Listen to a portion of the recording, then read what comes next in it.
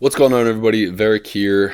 Throughout my videos, I've always kind of gotten these requests of like, hey, can you do like a leveling guide, talk about your all experience? It's always kind of hard to do those videos because it's hard to know what the person's knowledge base is. But what I'm going to try to do is basically just call this a leveling guide, but really just talk about what I thought about while I was leveling. What are the important things to me, and try to explain some kind of more complex topics. So I'll see if I can pass some knowledge on to you and explain it in a simpler way. We'll talk about things like breakpoints, weapon speed, weapon quality, Runewords, crafting, and just kind of an overall survivability as you're leveling, going through normal nightmare hell. So let's get into it.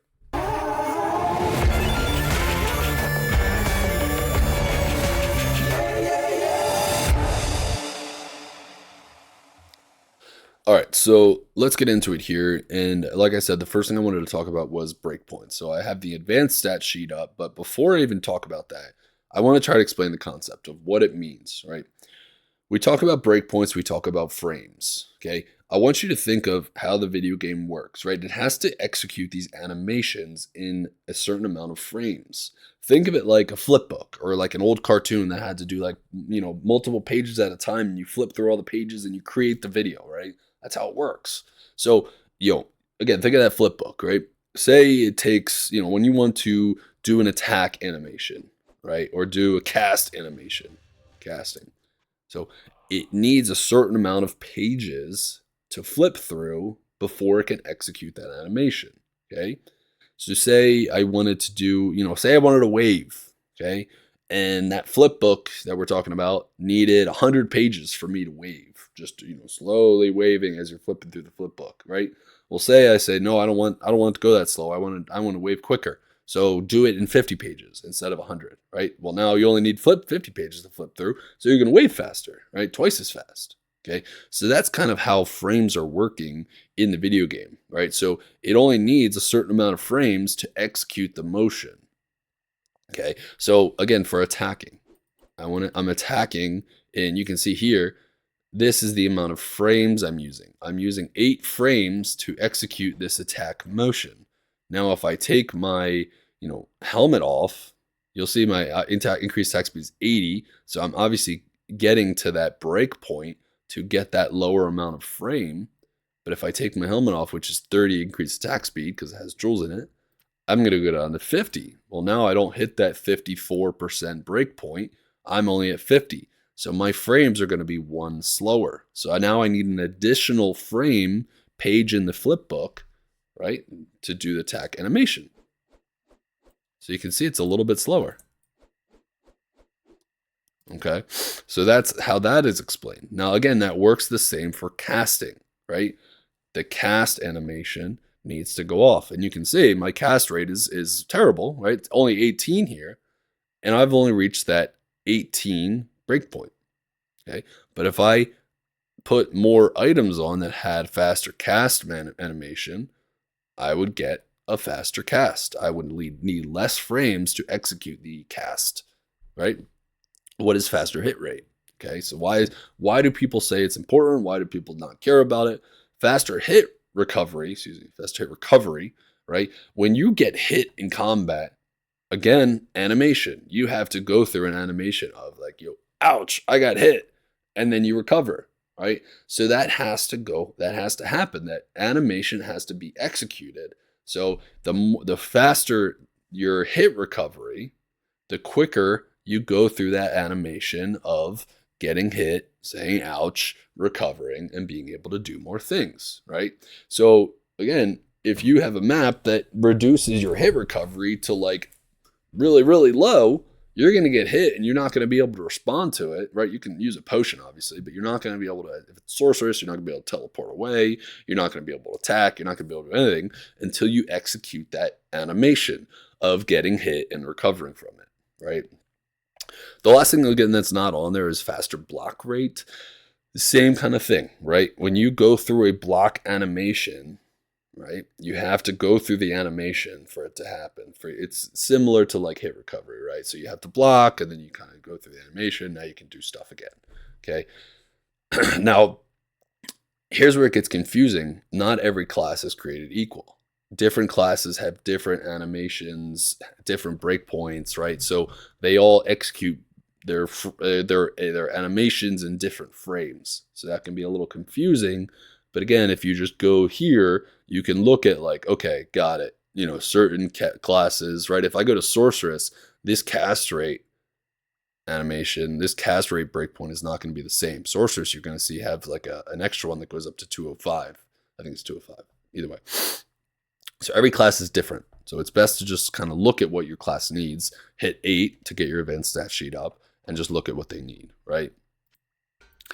Next thing I'm going to talk about is weapon speed, right? So not every weapon I equip is going to only need 54 increased attack speed to get that highest animation. Phase blades just happen to be very fast weapons at baseline, right? So you see right there, sword class. It's kind of hard to point while I'm hovering over it, but you know, the last white thing right there, last white text right there says sword class, very fast attack speed. Okay. But then you look at Akrat's Devotion, that also says very fast attack speed. So what gives, right? What the heck? They're the same thing, so they should be the same frames. But no, it's not. You see, if I equip that, now I need 215 increased attack speed to get the highest frame. So now I'm only attacking at 10 frames. Way slower. So what gives there, right? Each weapon in the game has its baseline weapon speed, right? I would even say don't even pay attention to sword class. It doesn't really, it only gives you an idea of what it is, right? It only gives you the idea, okay, this may be a little faster than most, right? I never pay attention to what that says, whether it says very fast attack speed, slow attack speed, right? It's better to just know what the item is, equip it, and see what you need as far as increased attack speed to reach max frame. Okay, that's important because again, here and I'll pull something up real fast. This is going to look like holy crap. What are you doing? Please, before you even look at this, don't pay attention to anything. Pay attention to what I'm going to show you. Okay, I'm going to show you the weapon speed. All right, so all we're looking for is weapon speed modifier right here. Okay, now these are right here is the weapon quality, right? Normal, exceptional, elite. Drops in normal mode. This drops in nightmare. This drops in hell difficulty, right? But all I want you to pay attention to is this column. Okay, remember it's the same in every column. Weapon speed, right? So weapon speed modifier. Now you scroll down and you go to our nice little phase blade down here. -30, right? Phase blade. -30 weapon speed modifier. Okay, so this is a very fast weapon. Now you go to a Thundermaul, right? Very slow weapon, 20, right? So the higher that number, the slower it is. Okay, remember, just like frames, right? The higher the number, the higher the frames, the slower it is because it needs more frames to execute the animation. Okay, so that's what that means. So if it's really low frames, you can kind of just assume it's going to be, or really low number here, you can kind of just assume it's going to be a really fast weapon. Okay, so yeah, phase blade, super fast weapon, right? Now this graph is in, you can get it through the wiki, you can get it through PD2's webpage. What I usually do is go to the Discord here, right? You go to bot spam, and I just type exclamation point bases, right? So if you want to get that, it'll take you here, wiki item bases, and you just kind of navigate through. But that's all I really usually look for. Sometimes I'll look at sockets if I want to know what the sockets are. So this will tell you the maximum amount of sockets a weapon can have. Okay. So I don't want you to worry about anything else because this is a very complex, there's a lot of information here. I don't want you to think about all of it, right? I just want to show you what that weapon speed is. So we already talked about I also wanted to talk about item bases, right? Exceptional, elite, whatever. That's going to have to do more with like survivability and damage, right? So to talk about the next topic, I wanted to go through I guess we'll talk about survivability, right? So what am I thinking about when I'm leveling, right? leveling, guys, it's not a science, right? It's a 20-plus-year-old game. You're just going through it. You're killing mobs, you're leveling, you're getting power, right? Not every class is going to do it quite as easy, right? A lot of your melee classes are going to have a harder time because they're gonna have to go in there. Their skill is dependent upon their weapon at the time, right? So if you have a shitty normal weapon and you're in nightmare or hell, you're not going to do very well because your damage is low, right? Whereas if you're a caster, a sorceress, or whatever, you're going to have an easier time because your damage is based on your skills, right? Your fireball is level, is appropriate for a level 60 sorceress. So yeah, you're going to be doing some good damage in hell. Well, maybe not hell, but nightmare, right? But as a melee class, or as more of a physical damage class, or even like an archer, Amazon or something like that, who's using multi-shot, right? Your damage is going to be dependent upon your bow or your weapon, right? So yes, it is important to get an item that is more appropriate to the difficulty you're in, right? So that's where kind of Runewords and crafting comes in. Now, again, I said I'm going to talk about survivability. How do you survive as a melee? You do more damage because, right, you're getting survivability from your life steal, from your mana steal, right? So the more mana you're stealing, you're able to continue doing your abilities, right? So if I sat here and spammed different abilities, spammed around charge, you can see my mana is draining pretty quick, right? But if I had mana leech, right? If I had an ability I had an item that had mana leech, if I hit a mob, I'm going to leech mana from it. So I'm going to be able to sustain myself better, to continue using abilities, to continue living, right? Same thing goes for life leech, right? I needed an appropriate amount of life leech to sustain myself because I'm inevitably going to take damage, right, as I'm playing the game, as I'm leveling. So I need an appropriate amount of life leech to continue leeching life. Now, are they necessary? No. You're just going to be chugging potions, right? If you don't have enough mana leech or life leech, then you better have some potions stocked up. And you better believe if you're leveling through normal nightmare hell, you're going to be using potions. That's just the nature of the beast, right? Until you get an appropriate high damage item and an appropriate build with appropriate mana leech and life leech, you're going to use potions. Just going to happen. Okay.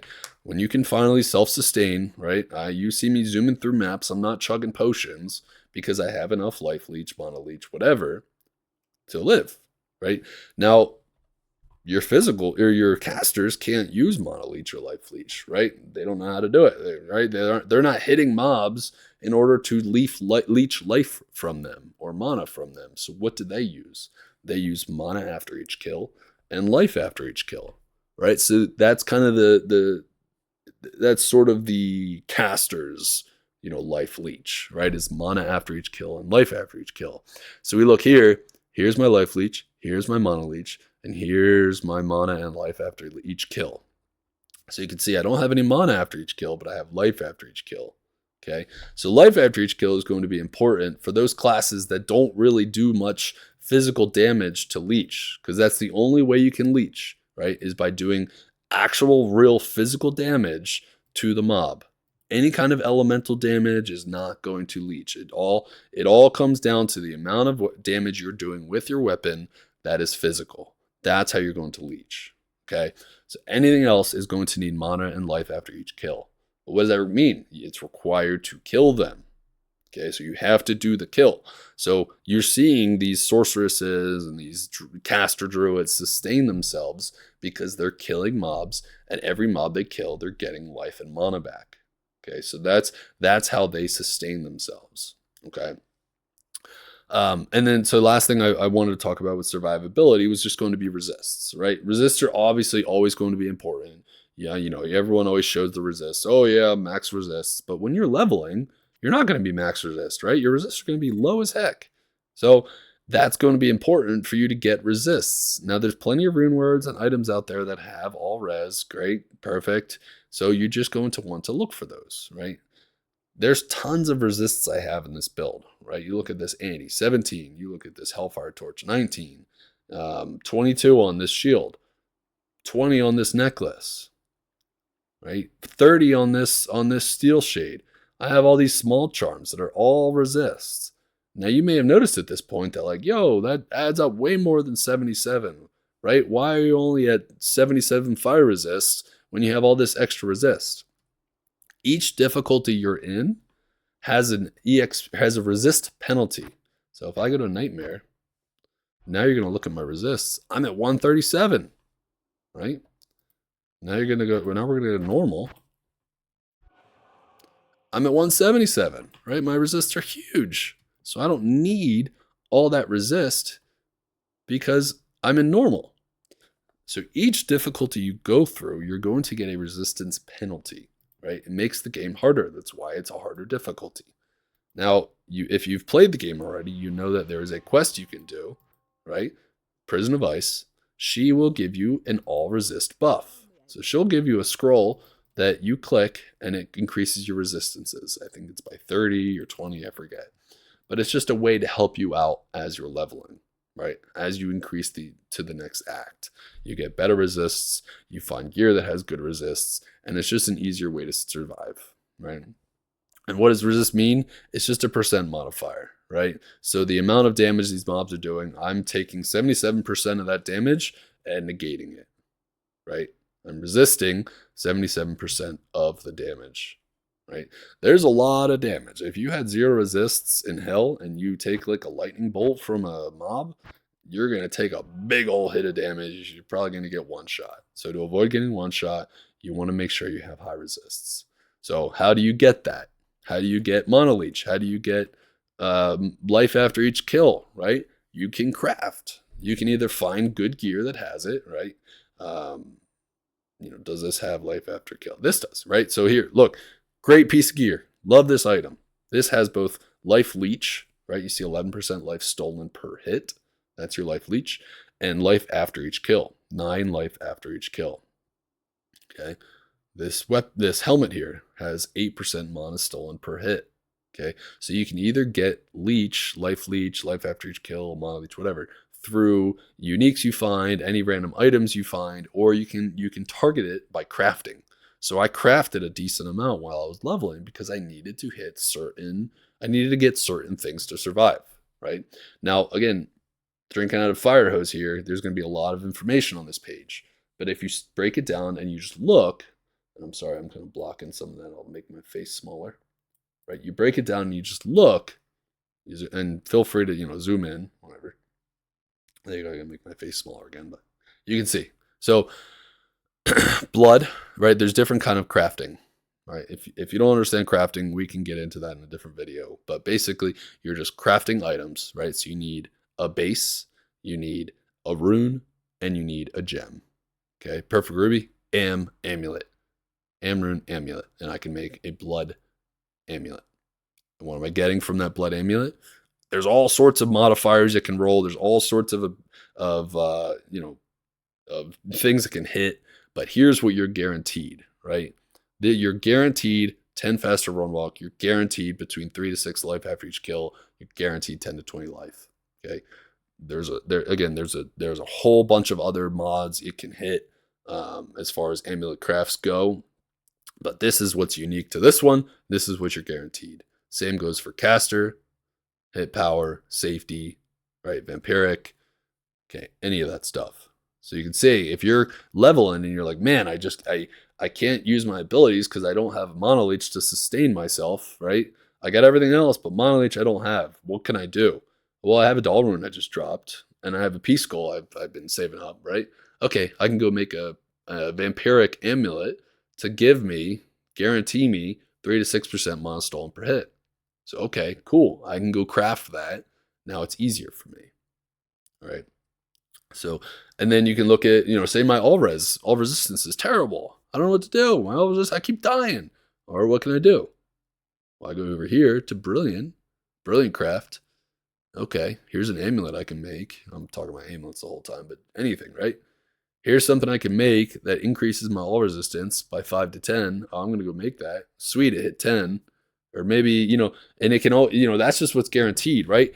Amulets can also roll by themselves all resistance. So maybe it rolls 10 all resistance just because it's an amulet and I'm crafting it. But I also crafted a Brilliant. So it hit 10 as well. So now it's 20 all resistance, right? So remember, there's a pool of mods that it can hit plus the pool that you're guaranteed, right? So it can kind of double up. You can kind of double dip there, right? That's why sometimes you get these weapons that are like super high, crazy enhanced damage that you crafted, right? Because you're crafting from the pool of just regular mods it can hit, and you're crafting the actual like here's what's guaranteed. Sorry if that was a little confusing. I feel like that part is a little confusing, but hopefully you're kind of following me there. Okay. Last thing I want to talk about was Runewords. Same kind of idea, right? As we did with crafting, right? Same kind of idea as far as like, what do I need? How do I get there? All right. Now, for Runewords, you kind of just have to go through it, man. I mean, you kind of just have to look through them, right? Obviously, I know a lot about Runewords at this point. I've used a lot of them. I've played a lot of them. You kind of just have to go through and look at what it has, right?